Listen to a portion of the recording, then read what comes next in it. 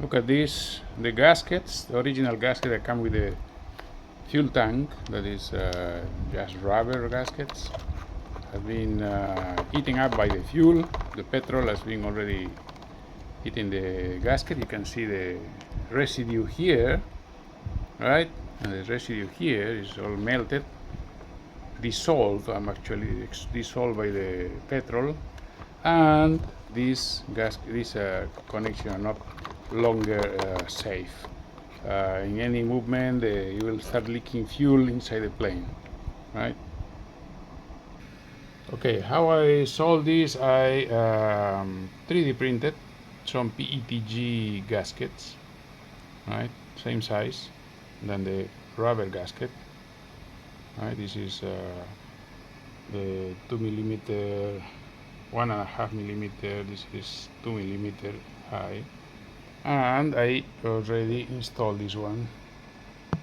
You see both sides of the connector, and I tested the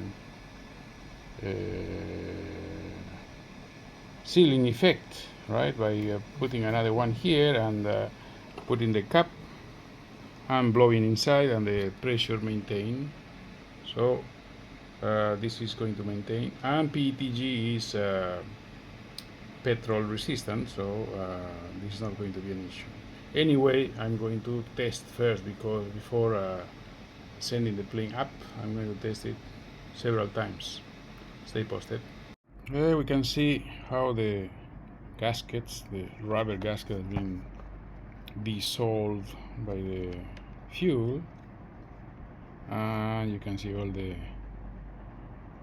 rubbish inside, right? All this can create a big problem because this rubber is not fuel compatible. Alright, I already replaced the rubber washers by two 3D printed PETG gaskets or washers.